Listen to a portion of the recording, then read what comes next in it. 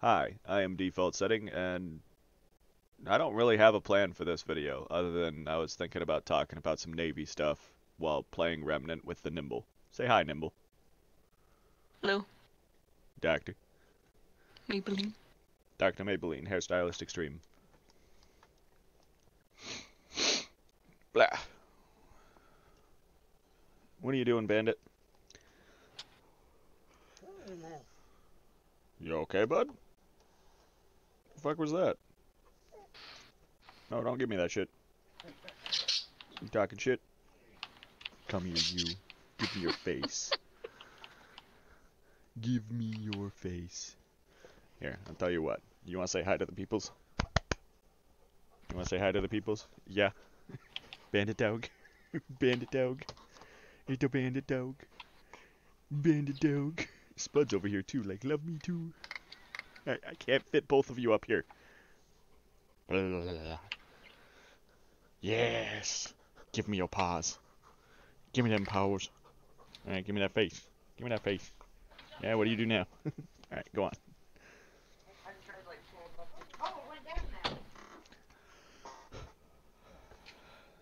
I'm trying to figure out where I should start with the Navy shenanigans. From the beginning, I guess. Yeah, that's fair. So, I joined the Navy at a high school, and I remember there were, well, actually, there's a funny one. When I was in DEP, there were a couple of times, so I should mention I got a pogo stick for Christmas, and I brought it in, and it was the weirdest thing, because they were curious. They seemed to have it in their head, because I brought it in because they asked me to. They seemed to have it in their head that I had pogo sticked from my home to the recruiting office where we did the delayed entry program, which is for the first year I was in the Navy, which I don't count, and neither does the Navy, because I was still in high school and I hadn't left or gone to boot camp or anything like that. But they were prepping you for boot camp, and I chose to stay in for 363 days, which is the maximum amount of time you can do in the delayed entry program, because I'll be honest, I don't think I would have ever been ready to leave. But, so you would go to the recruiting station every Thursday, I believe it was, and you would do stuff to kind of get yourself familiarized with being in the Navy. You'd memorize the Sailor's Creed, the 11 General Orders of the Century. I don't remember all of those. I can't even remember the Sailor's Creed anymore. Mind you, you would say it every night before going to bed in boot camp, and then you stopped saying it. And I was in for 8 years, so even my memory is not that good. Hey, I can still remember some of the General Orders of the Century. Oh? Yeah. So, if I recall correctly, to take charge of this post and all government property in view, to walk my post with a military manner, keeping always on the alert, and delivering everything that takes place within sight or hearing. To talk to no one except in the line of duty, that's an easy one to remember. To quit my post only when properly relieved. These aren't in order, for the record. Not even close.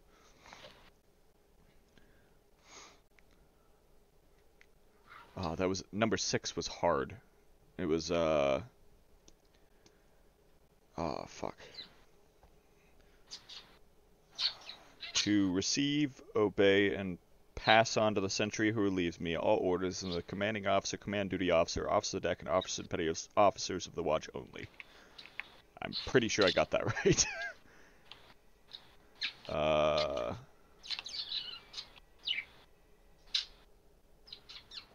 Yeah, so there were a lot of things. You'd learn stuff like that in the delayed entry program. And again, I'd have had to have crossed several busy lanes of, like, traffic, the streets we'd have to cross, like 40th Street. I'd have had to have crossed 40th Street on a pogo stick. I don't know why they thought that I used a pogo stick to get there, but they did. I think we still have that pogo stick. Mind you, Dad broke it a little bit. It's bent. Talking about, we had Dad try it out, and when he jumped on it, Oh he no. He slid to the side just a little bit. He didn't hurt himself, but he definitely bent that pogo stick. Because you got to remember, at the time, I was like your weight now. Wait, Yeah, no, that's serious. You're about 120 pounds, yeah? In that I think area? actually below that now. Oh. Well, I was about 120 pounds. I want to say when I got to boot camp, I was 128, and by the time I left, I was 154. And that wasn't muscle gain. That was not muscle gain at all. Talking about boot camp has a tendency to kind of balance people out. The people that are a bit heftier, well, they lose weight. The people that are scrawny, they put on a bit of weight.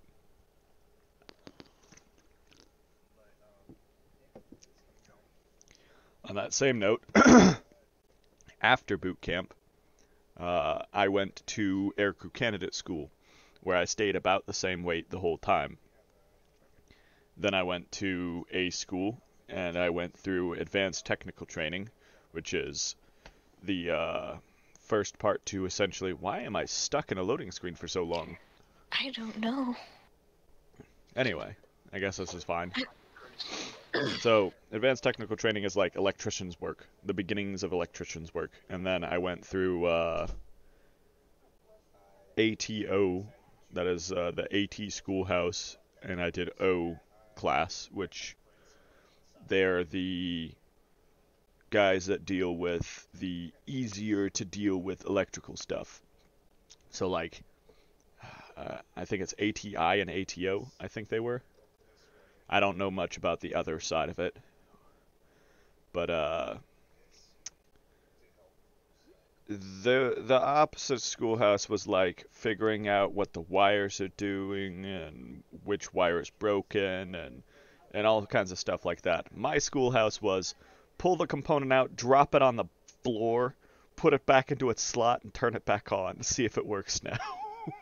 The effective military equivalent of smack it with something and see if it fixes it. They called it the drop check.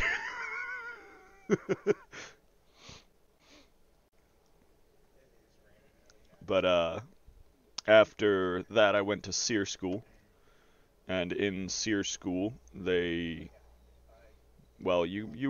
go roam about the wilderness for 7 days,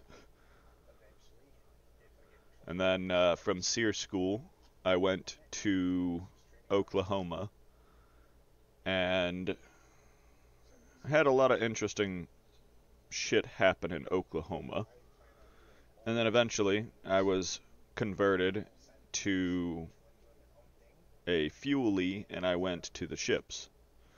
Specifically, I went to the USS Ronald Reagan, and honestly, that's where most of the fun stuff happened. But the the fuelies were great. Honestly, I remember there was a time where there was a guy who had shown up to the ship, and he ended up being a great fuelie, but he had a sense of humor that was kind of abrasive at times. Let's go with that, and I'll give an example of that. Within like a week of getting to the ship, he did this number. So the guys in the fuelie zone had known me, even though I wasn't with the fuelies for very much, because I was sent as a temporary assigned duty status to security, and it was supposed to be a year-long billet, but they left me there for 4. I asked to extend the first go-around, and then they just were like, okay, he's just going to stay there for the rest of his time. And more or less I did until the last year. But, ended up being that he was sitting in the berthing, which is the living quarters. He was sitting in the berthing with me at a desk type deal, and I started to say something. I don't remember exactly how the conversation went, but I started to say something, and he grabbed his phone and held it like he was holding a gun and put it up to my head, the side of my head, and was like, "Shut the fuck up, Peter, shut the fuck up," and he was meaning it as a joke, but one of the other fuelies saw this, and were like, "Oh, hell no, not to Peter's." And so they ran up to the fuelie pit, up where most of the fuelie guys that are on shift hang out when they're on shift, And I thought nothing of it, what had just happened. But later on, he came back down and talked to me. He's like, "Hey, you want us to kick that guy's ass for you?" And and I shit you not, before this, I had not experienced any form of military camaraderie. I heard that and was like, it's like the Grinch, where your heart swells 3 times that size that day. But I heard that and I was like, I mean, I really appreciate that, but I don't think that's what he was going for. And I explained that I didn't want his ass kicked, and that I appreciated everyone basically rallying behind me for that. It's like, wow, that's special. I like that. I got a group of guys that are willing to kick a guy's ass for fucking insulting me. And I thought that was pretty cool because I knew that they had my back, even though I had only been with them for a little bit. Most, so I spent like a week with the Fuelies, and then they sent me to security class. Mind you, I still went to the Fuelies for the first year. I went back to the Fuelies whenever we were out to sea. But whenever we were in port, I was with security. So I didn't see them that often, unless we were underway. But they saw that shit and were like, nah, that's our social pariah over there. We like that exile.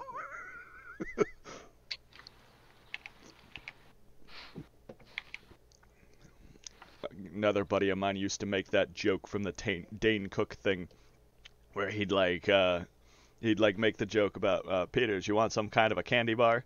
I want to give you something. Oh, so connection has been lost. Okay. Yeah, I just kicked you. I think you Okay. might have gotten stuck. Yeah, probably. Let's try that again. But used to make the joke from that Dane Cook thing where it's like Dane Cook had this thing where he's like, I always find the psychos or the people that I'm worried about going psycho. Oh, this is not the right character. God damn it. I'll be back again. Okay, talking about psychos. Yeah, that wasn't the psycho. You could tell because they had bandit gear on. You gotta find the one that's wearing the armor that kills you if you use your healing item. But hi, Spud. But yeah, so the joke was he'd always find the psychopaths, and he'd do that and give them a candy bar because when they go postal, they'd be like, blam, blam, thanks for the candy bar, and they'd move on to the next person. So he used to make that joke with me, which is funny because they sent me to security and were giving me a gun every day. It's like that's another story I've told you about already, Nimble, but there was a time where someone hit me in the face with someone's used skivvies Ugh. 3 times, and I threatened to remove a man's entrails. Talking about, I went a little ham. In fairness, the whole situation, it was one of those situations where they were convinced that I was a specific way because of where I came from. So I mentioned that I went to Aircrew Candidate. Well, I actually was in Aircrew, which, well, Aircrew are like the jocks of the Navy. They think their shit don't stink and that they're the greatest at everything. They're God's gift to naval aviation, all of that shit. And, well, it's not really something that you can explain exactly, but they get some real fucking inflated egos. They're convinced that they are spec ops, and I guess maybe, but if that's the case, then I qualified for spec ops, so it can't be that special. Like the Navy SEALs? Yeah, they're not Navy SEALs, but they're convinced that they essentially are. So yeah, they're not as good as Navy SEALs, and I don't think you'll ever find an aircrewman that admits that. But at the same time, they think they're in that category. And, well, I don't know if they can be, because I was able to make it through it.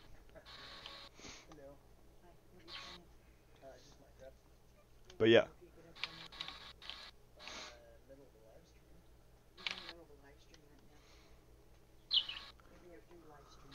But yeah, talking about, Lucas was coming in here trying to play with Daniel.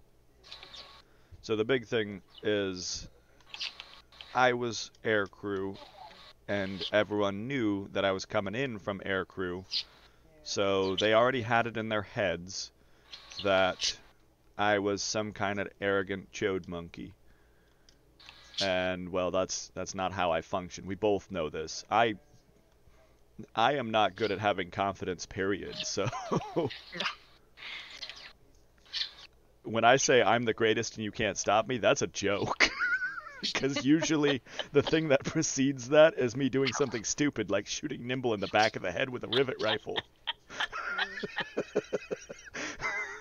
It's fine. I'm used to it.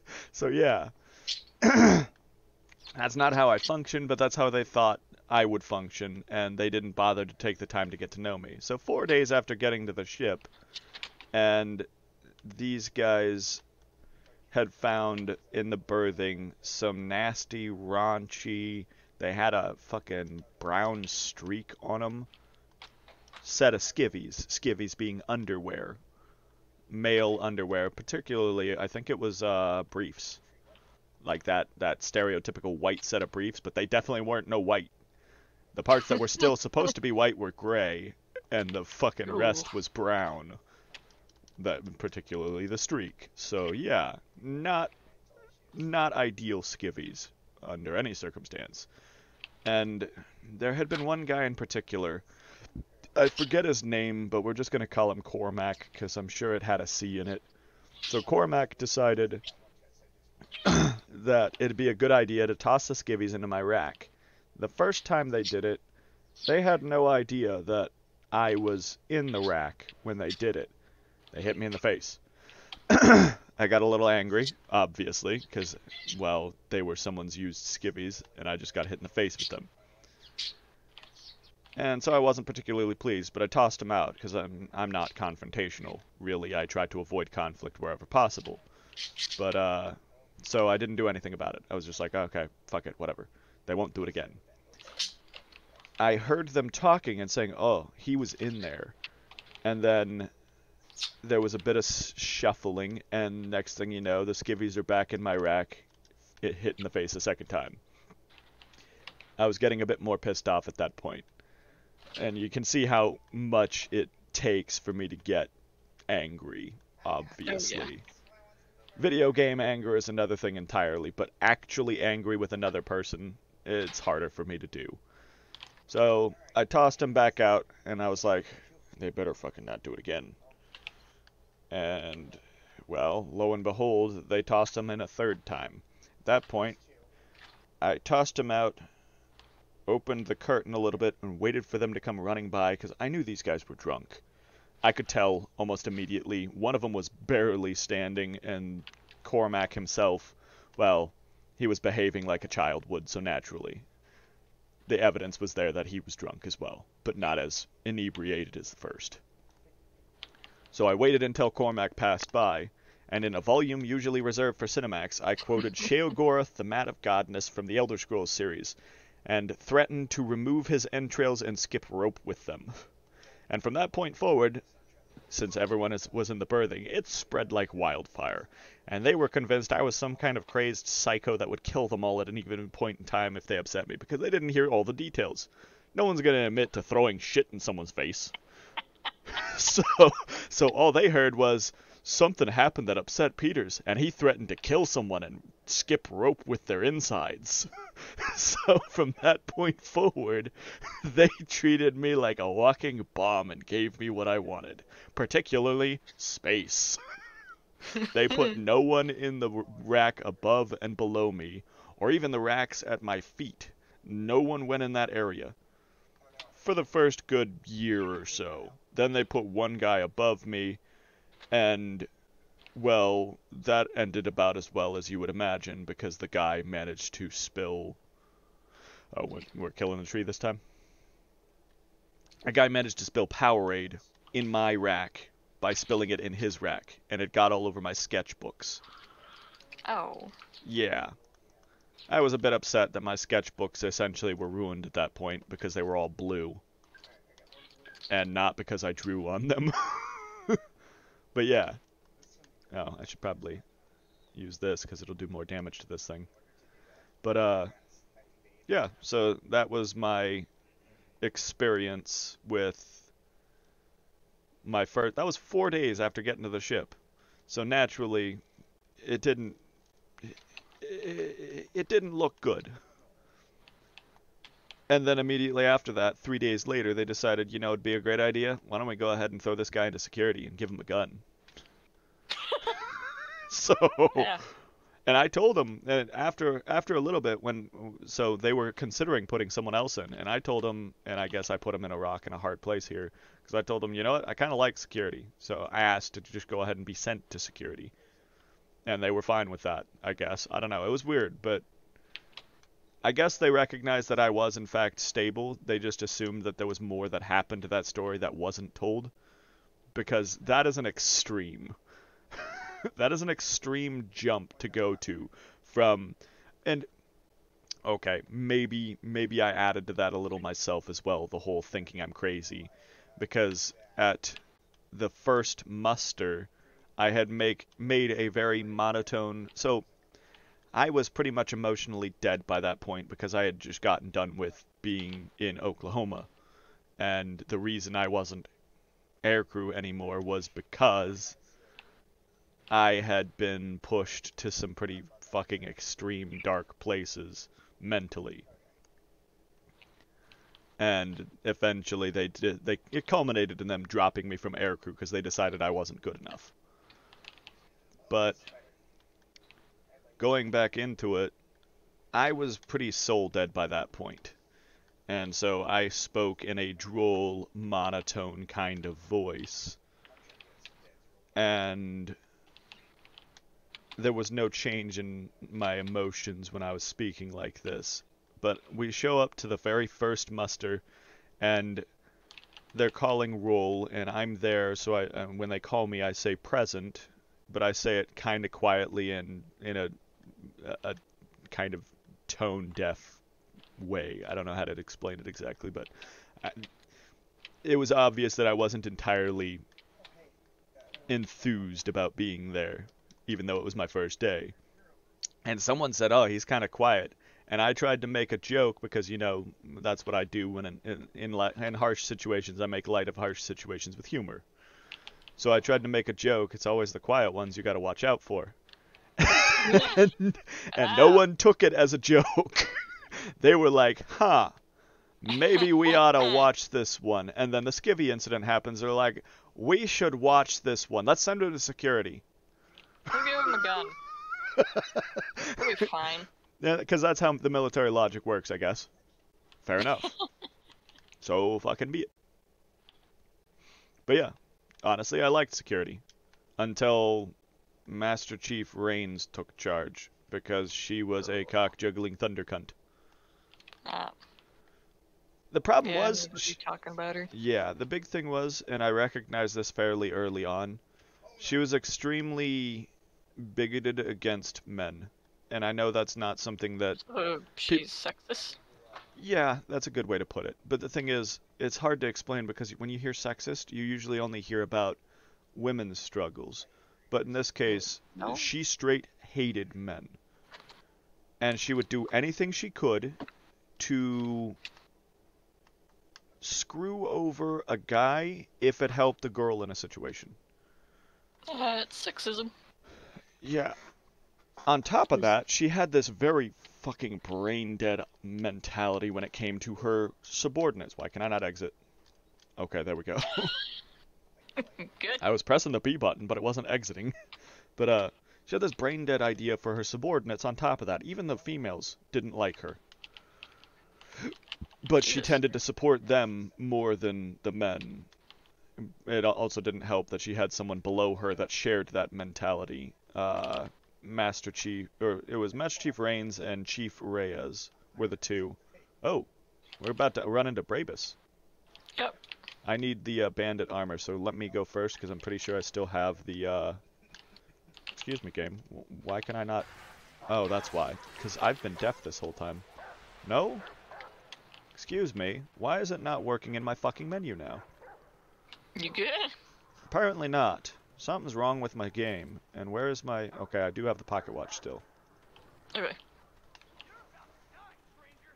But she, Chief Reyes was in the similar mentality of support the females, screw over the guys.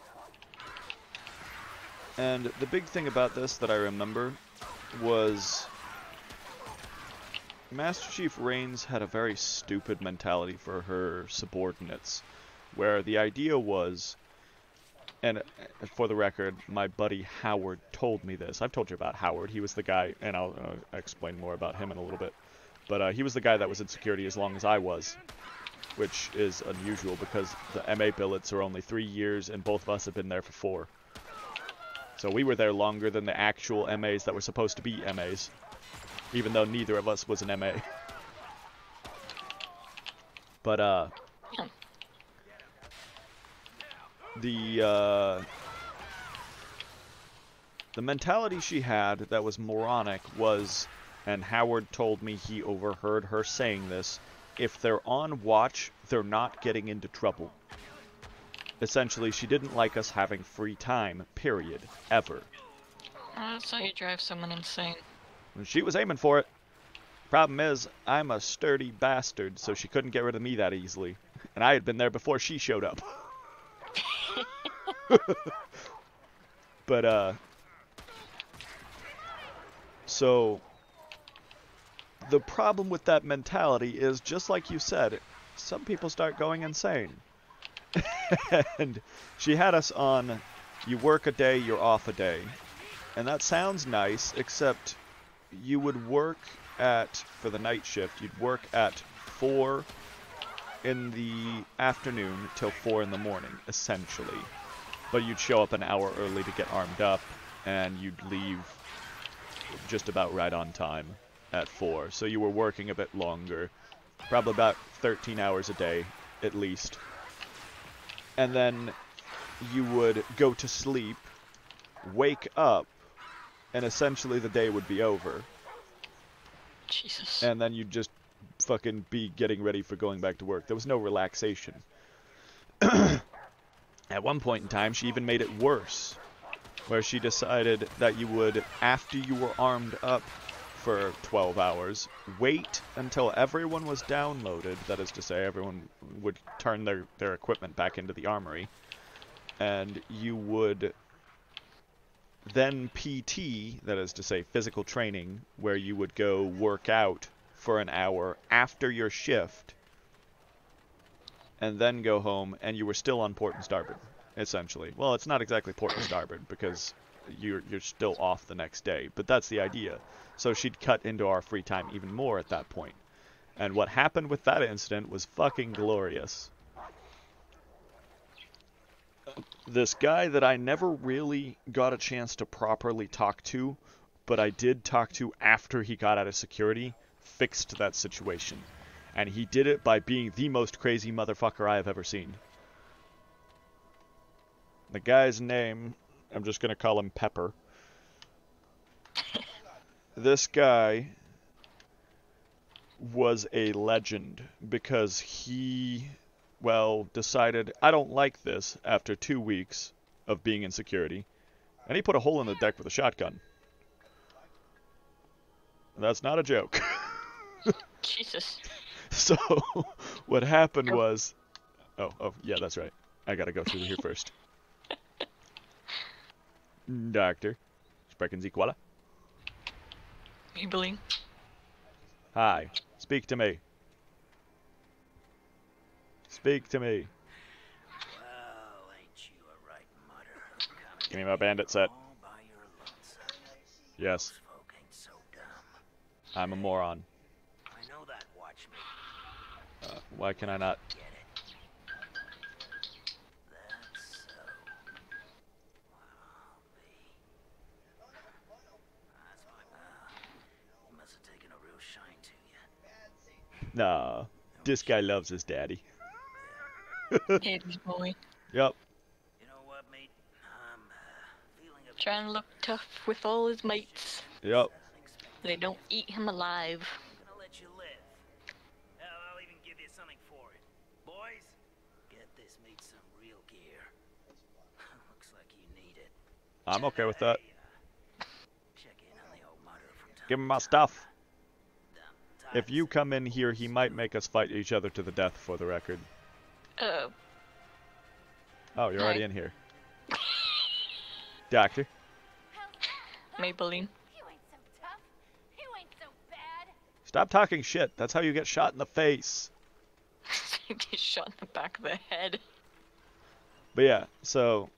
where the fuck was I? Talking about some dude that you rarely talk to. Oh, Pepper.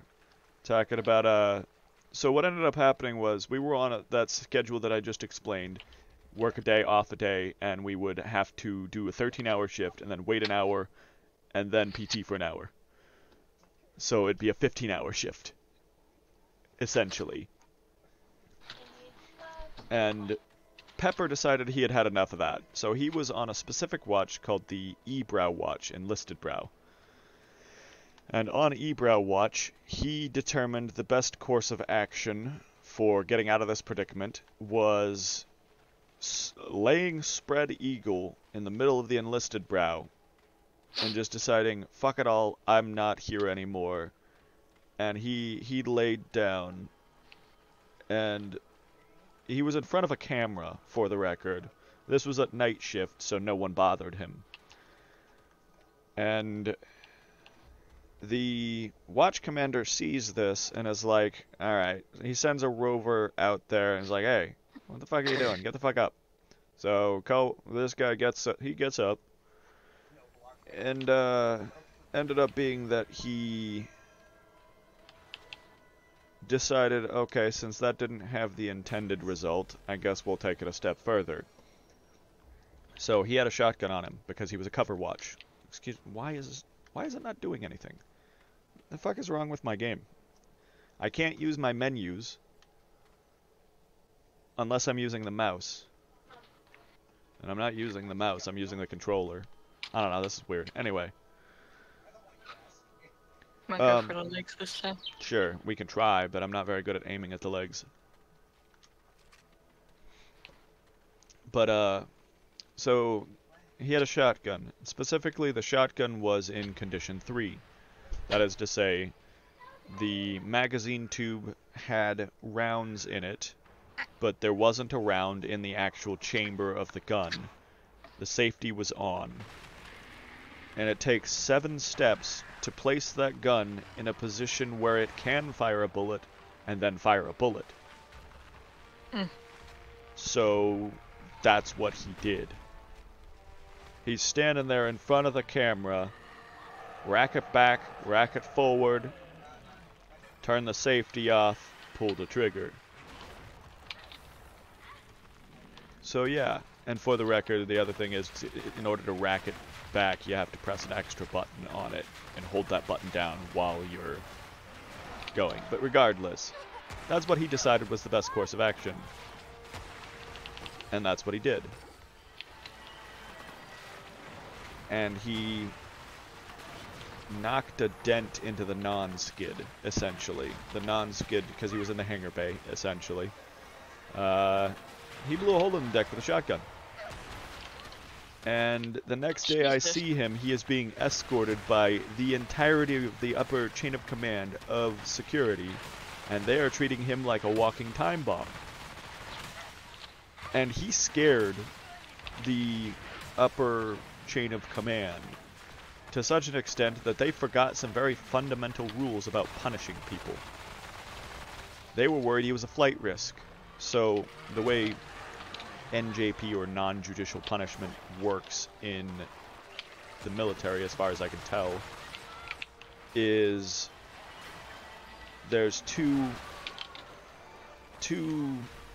I guess, things you have to go through before you go see the big man, who decides your fate. So you go... Oh, that's not good. Yeah, there were bobbles on my side. So first you have to go to disciplinary review board, or chief's mast. That's just the non-formal term for it. Stop it. I'll swallow your soul. I don't know how to break this guy's legs, if I'm being honest. There's little bobbles on the bottom of his feet. Okay, well I should stop firing at him because I'm not hitting those. But you go to disciplinary review board first, and then they send you to the XO for a kind of mock captain's mast with the XO, the executive officer, who is the second in charge on the ship. And if the CO, the commanding officer, is incapacitated or not available, the XO is in charge. After the XO goes to captain's mast. And at captain's mast you find out just how fucked you are. Because if you've made it that far, you're fucked. You just don't know how much. Well, here's the thing. He scared them to such an extent that they were worried he was a flight risk, so they put him on restriction out of the disciplinary review board. And the captain was pissed that they had done this. Because double jeopardy, you can't punish someone for the same thing twice. So what happened was, he was punished with restriction. So he got the minimum amount. You can't even give him the maximum amount of restriction. He got 15 days restriction. And that's it. For putting a hole in the deck intentionally with a shotgun, and there was evidence to prove that he had in fact done that. They had video evidence to prove that he had done that. And he got the minimum amount of punishment that you can get for anything. So yeah. He scared him. But that's the man, the myth, the legend, Pepper. And every time I saw him... Ow. Stop it. It's his left foot. It's like really where his heel is.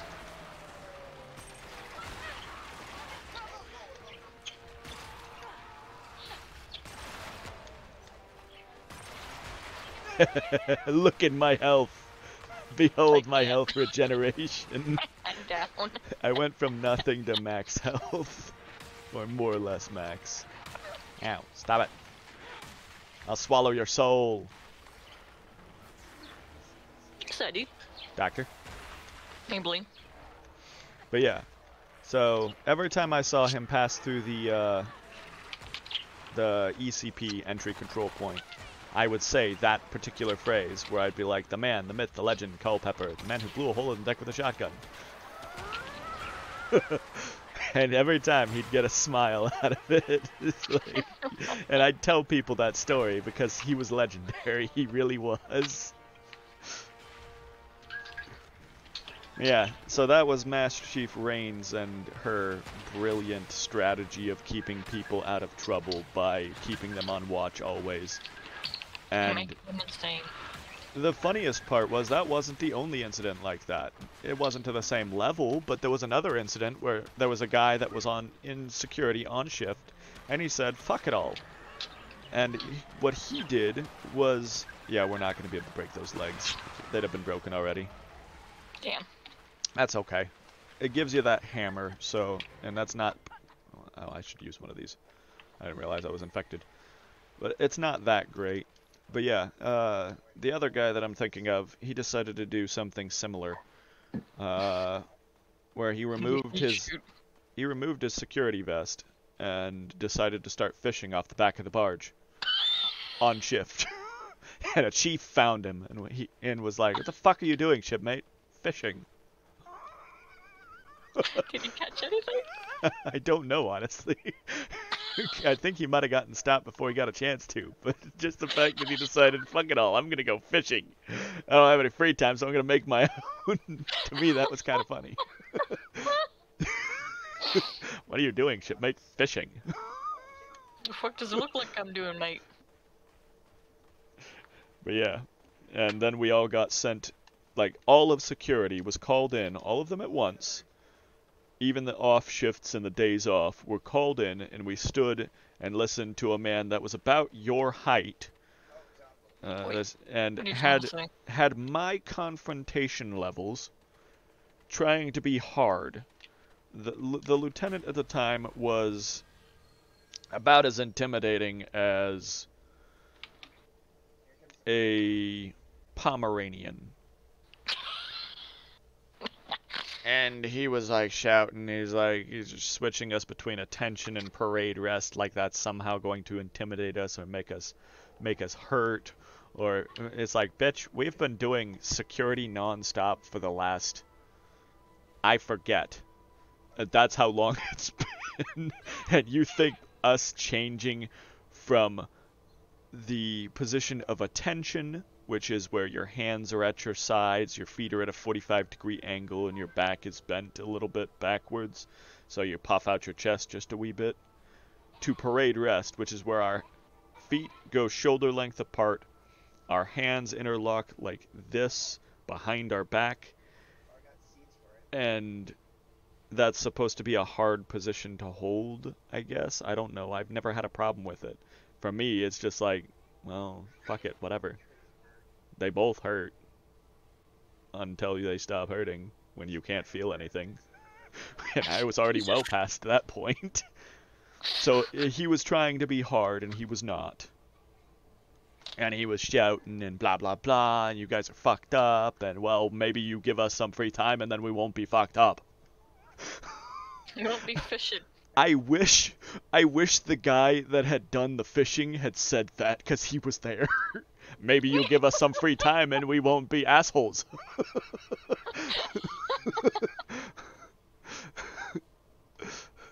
Maybe you'll tell your Master Chief to stop being a dumb bitch and actually use common sense and logic. Because she likes having free time. She leaves early every day. Oh. Wow. Yeah, that was her mentality, was if they're on watch, they're not getting in trouble, but I can do whatever the fuck I want. And that's why no one respected her. It's funny. I had been in security for 4 years. She never learned my name. She never learned Howard's name either. He was Ward. She called him Ward. Like that was his name.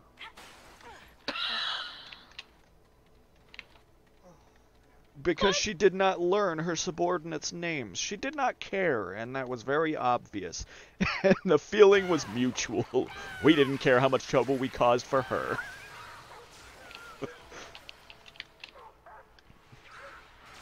And that's just the very definition of a bad leader. That being said, her polar opposite was Chief Hilaire. Chief Hilaire was from my division, and I don't think you could find a better leader in the Navy. When he first showed up to the ship, he was a second class. Within a week of me seeing him, he was a first class. Not long after I really got stuck into security, I looked back and saw he was a chief.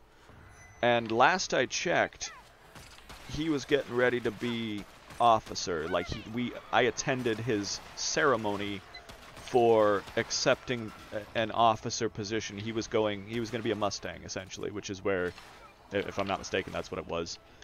You start out as, and I could be wrong about that. Maybe that's not the right term. I know I got those confused all the time, but the idea was he was going to be a very well-respected officer because he went enlisted to officer. And the enlisted people always respected a officer that started out as enlisted, because you know just how hard it is to get to that. And that guy was great. And he wasn't just great in like paper. He was the reason that I was able to get out of security, because I had been talking to him for a year, trying to get out. Year 3, Master Chief Raines was like fucking psychotic, and I was like, I want out of security, and they didn't listen to me. And at about the 4th year mark, I talked to Chief Hilaire. Was like, I'm trying to get out of security, man. You gotta help me out here, please. And he was like, you trying to get out? Okay. A week later, I was out of security. And Bowden, a buddy of mine that slept across from me, you know, I don't have a sense of smell, and I talked to him. Bowden was one of the guys I trusted, because I told him about the whole not being able to smell thing, and I was like, look, if I start stinking or something stinks in my rack, I'm not going to be able to tell. Please tell me so they don't scream at me. And he's like, I got you, Peters. because I'd been there longer than him, like on the ship longer than him, but he was a hard charger, so he ended up in a position of, I guess, a supervisor kind of role, even though he was a rank lower than me. I want to say he was an airman. He might have been a third class. By the time I left, I think he might have gotten third class, which would mean he'd be the same rank as me. Because I was a third class pretty much my entire time in the Navy. I got it out of my contract and never promoted. Honestly, I did it on purpose because I wanted an excuse to be like, well, I can't stay in any longer. I didn't want to feel like I ran home with my tail between my legs. But, so it ended up being that Bowden told me, if you got a problem or something, you talk to Chief Hilaire. And that was the reputation Chief Hilaire had. Something was wrong, you talk to him, he fucking fixes it. Because he cared about his people. The exact opposite of fucking Master Chief Rains. And he knew everyone's name. And knew pretty much everything that was going on with them. And it sucks too, because the best people have the worst things happen to them. Talking about, I found out during an underway, so he had a kid, had being the operative word. During an underway, his child got caught up in a riptide and was pulled out to sea and drowned. And I found out about that, and I didn't want to bring it up exactly, because that's not an easy thing to bring up, but I did mention something about asking if he was okay after I saw him next. And he was good, but after that he was definitely pushing even harder to get higher ranks, and that's when he made officer. And he was watching out for his people even more, so I could see a bit of motivation for that, where he would want to look out for his people even more than he was before because of the shit that happened. But that guy was fucking amazing, and I really do hope he's still doing good. Talking about, I wouldn't be surprised if I found out that he was an admiral at this point. It's been about 3 years. He's definitely got to be some kind of higher ranking. He could even be a he could even be a CO at this point. Like a commanding officer. You got to be at least a captain to be a commanding officer, if I'm not mistaken. That would be 06, I want to say. But yeah. So, complete opposite there. And that was the guy that got me out of security. Ow. Stop stabbing me in the butt. But, lots of crazy stuff like that. You got to see a lot of different things. There was a big thing about, the bullied people in high school and what have you would make for terrible leaders, but they would always be the ones that would make leaders. You saw it a lot with second class petty officers, where they'd get a wild hair up their ass as soon as they made second class, and they'd turn into these fucking tyrants. But then on the opposite end of that, you'd get people like Chief Hilaire, who were just generally good people and had their heads on straight, and they would make leaders, and they'd make leaders worth remembering for all the right reasons, you know what I mean? Yeah, you're gonna have to go around. The dog is not moving. Your dog is basically Spud. Oh, fuck. I think this might actually be the place that we're looking for, by the way. If you happen to find a monkey key, I don't remember if you even picked one up yet or not. There's a zone like this that would be exactly what we're looking for getting spirit. But yeah, so lots of different crazy stuff happened while I was in the Navy. Some of it good, some of it bad. The bad stuff I remember pretty well, but then there's also funny stories. Like, I remember there was a time this guy, we're just gonna call him Shenanigans because I forget his actual name. And I'm calling him Shenanigans for a specific reason. I'm guessing. Yeah, this guy had gotten to the ship. He had been in for probably about 7 months in total. I was at 7 years by that point. and I had gotten a new uniform close to a year ago. And those uniforms last like the rest of fucking forever and a day. And there was a time where we were underway and the watch commander was letting us leave from shift early. We would download early and leave early, but the stipulation was we would have to clean the Master at Arms Berthing's head, their bathroom. And so that involved swabbing. You learn how to swab in boot camp, and it's not that hard. Swabbing is basically just mopping, but making sure you get everything. Shanna Bullen, that was actually his name now that I remember it, decided it'd be a great idea to teach me how to swab. I looked at him with that usual look that I give when I'm not really angry, but at the same time, what you have said is ridiculous.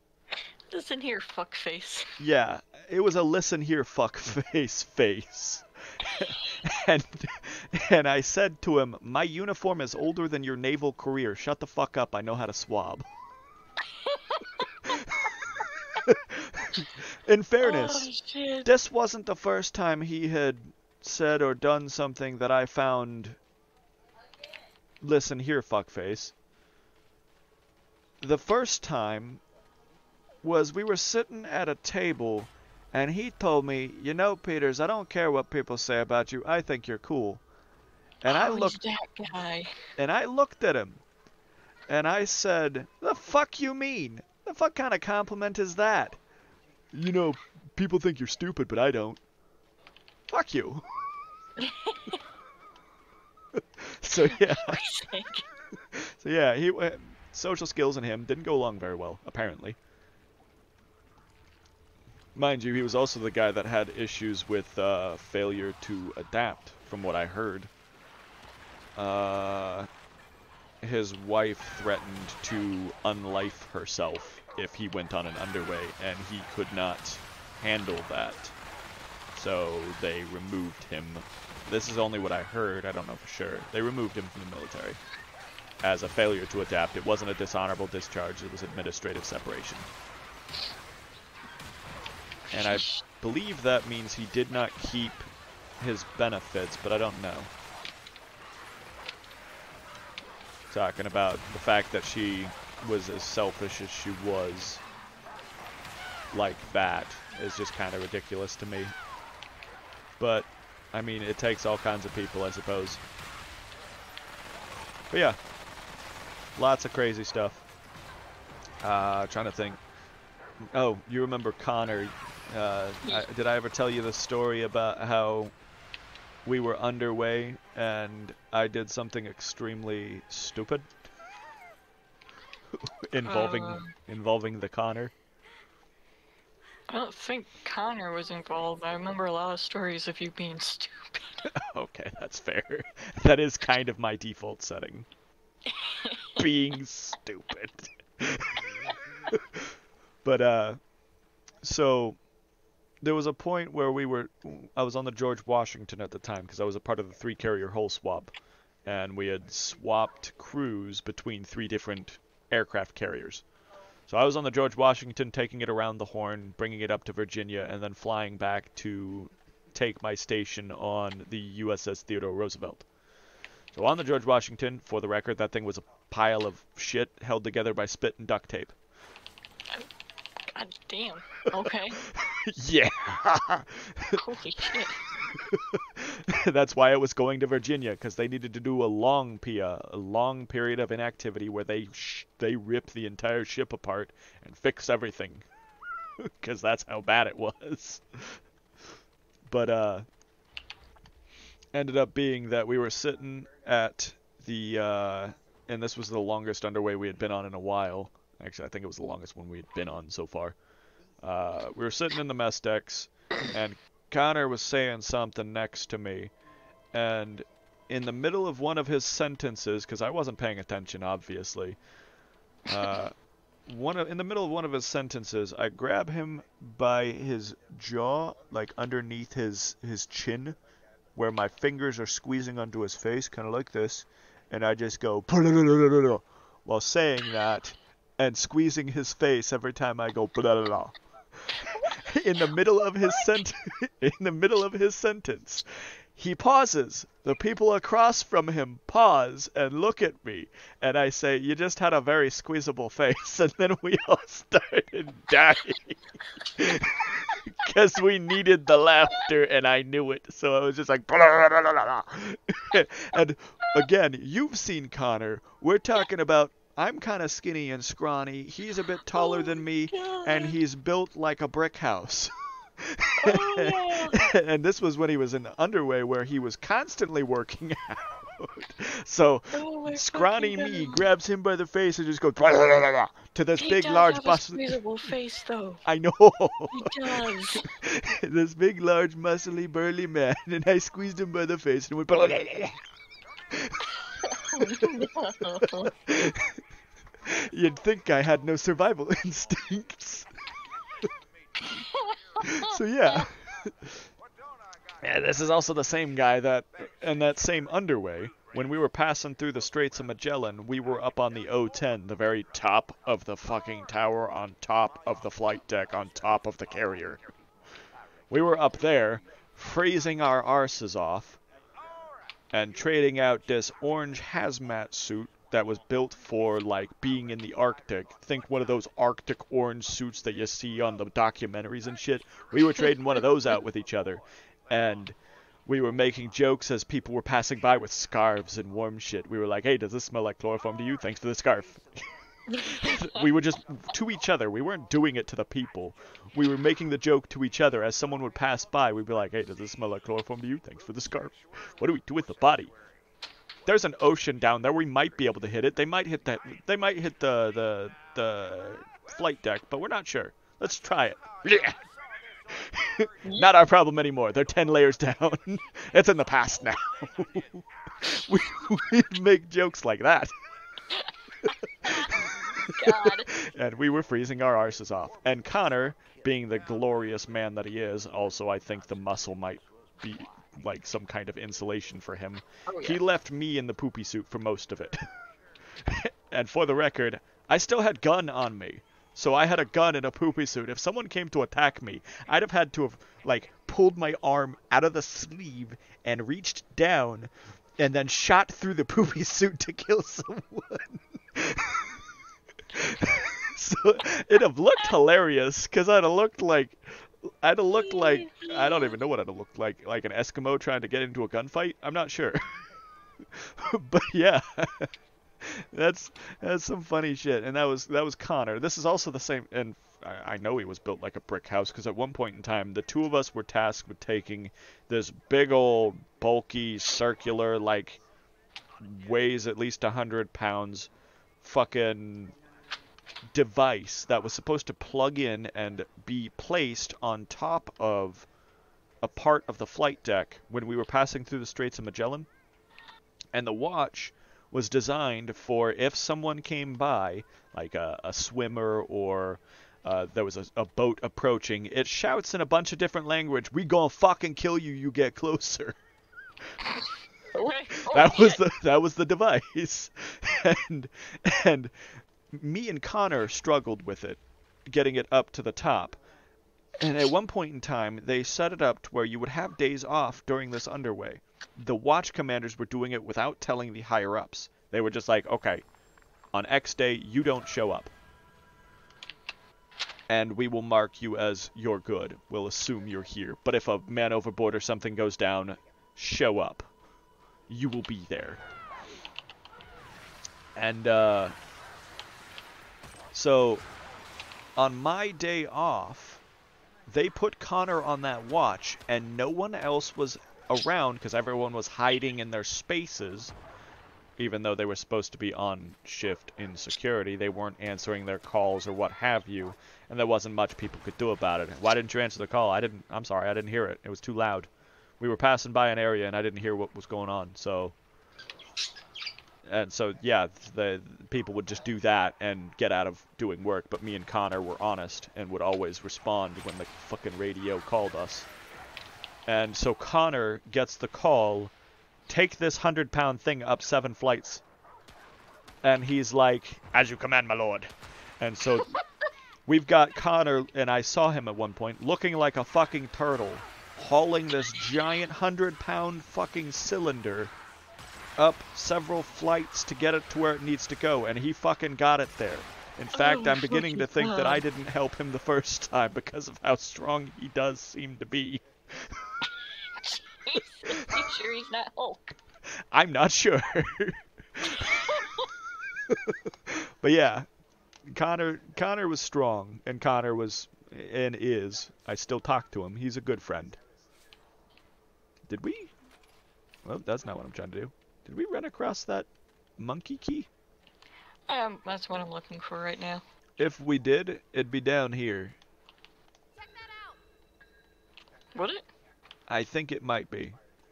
That looks like a section where it would be in. Talking about down Yeah, here. we came from over there. Oh, well then I don't know. Maybe it'd be further in. I'm gonna keep going, and maybe I'll clear out some extra stuff. You're going backwards, mate. Oh. Well, I thought I was going in the right direction. Turns out I'm stupid. In fairness, I wasn't really paying attention. Yeah, you're just rattling off your Navy stories. Yeah, you say Oh, I rattling found them. something. You say rattling them off, but Got it. I remember all of this. Pew! But yeah, talking about Connor was quite entertaining. The time we spent together, it all started with me being on ECP watch.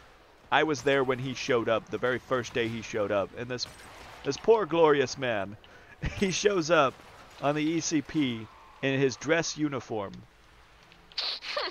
For the record, the dress uniform is the way you would go out when you were in A school and boot camp. If you got Liberty, you would go out in your dress uniform. And the reason they do that is because when you go into port in foreign countries, you're supposed to be in your dress uniform, your Cracker Jack uniform. Because it looks like the guy on the Cracker Jack box. Or whatever.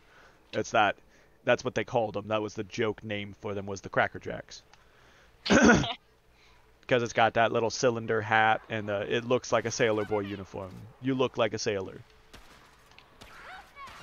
And so he shows up in that, and me, at this point, I had been in for a hot fucking minute. And I ended up seeing him. He walks up to me specifically because I was cover watch, which means I was all the way in the back. So when you're leaving, I'm the first person you see. And he asks me, you think I'm okay to go out like this? I said, yeah, but why would you? He's like, what do you... Oh. What do you mean? He's like, oh. And he's like, yeah. No, yeah, you don't need that. You can wear civvies. And I've never seen a man travel down a pier as quickly as he did. And not because he was afraid, but because he was excited. Oh, bless his little heart. And then I saw him again the next day. I was on a new shift. And I saw him when I was on the mess decks in the barge. And I showed him a video. I shouldn't have had my phone, but I did. Because fuck it all, rules are meant to be bent. Especially when you're in the Navy as long as I was. At that point, what are they going to do? Tell me to leave? Oh, look, it's you. Behold. Jesus. But yeah, talking about I showed him on my phone a video that was on YouTube called Power Thirst, where it's a joke commercial for a energy drink, and he's remembered Jesus. that video since. It's a video where actually I might even be able to pull that up. Let me see. I think you've shown it to me before. Yeah, let me try pulling that up real quick. New tab. Power Thirst. YouTube. Let me turn that off. Yeah! Hey, do you want to feel This is the video I showed him. energetic? Try Power Thirst. Energy drinks for people who need gratuitous amounts of energy. With all new flavors like chocolate. Chocolate energy. It's like adding chocolate to an electrical store. Sound the alarm. You're gonna be uncomfortably energetic. What's that? You want strawberry? Well, how about rawberry? Made with lightning. Real lightning. Sports. You'll be good at them. It's an energy drink for men. I don't even remember These where I aren't your first dad's saw this puns. video. These are energy puns. Turbo puns. Science, energy, electrolytes, turbo lights, power lights, more lights than your body has room for. You'll be so fast, Mother Nature will be like, slow down. And you'll be like, fuck you, and kick her in the face with your energy legs. You'll have so much energy. Just running all the time. Power running. But yeah, so that video there, I'm not going to watch all of it, but yeah, that's the video I showed him. And from that point forward, one of the quotes out of that particular video was something about 400 babies. And he remembers the video so well that I think he told me at one point in time he set one of his, it was either a username or something like that, for, I think it was his Wi-Fi. He named his Wi-Fi 400 babies. Damn it, now I'm happy and sad. Why didn't you warn me about the letter? What letter? Fuck. Oh, In the yeah. corner there. Because I didn't remember it, because I focused on loot, and that was about it. Food. That letter hurts me. Food and water is going to run dry soon. I hate going out there for any reason, but if I don't try, we won't make it. I'll leave tonight while you're both sleeping. With any luck, I'll be back in the morning. If I'm not, and you're reading this now, know that I loved both of you with everything inside me, Dad. In fairness, it looks as though he probably did make it back. That was a family that was hiding out here, it would seem. I didn't remember that, because I didn't pay attention to that, because I was focused on the loot. I hate you. Well, I'm the greatest. Yeah, let's go back to there, so I can actually see how much time. Jesus, I've been talking for an hour. Yeah, you rattle off. What you going? Fair. You're like a derailed train. Sounds about right. I tend to derail my train of thought quite often. It's like What the fuck was that one thing? Where like 4 or 5 trains are all full speed ahead into one disaster? One access point. They're all screaming. And they all barely avoid each other. I can't say I know for sure, because that just sounds like a fucking nightmare to me. Yeah. So, fun stuff. Lots of different Navy shenanigans. Anyway, I think I'll probably go ahead and call it quits on this video now. Appreciate you watching. And if you like listening to me ramble, or just enjoy watching Nimble do all the hard work while I sit back and be dumb, feel free to follow, subscribe, what have you. Like the video if you liked it. And you have a good one. Let me, Bye. Bye.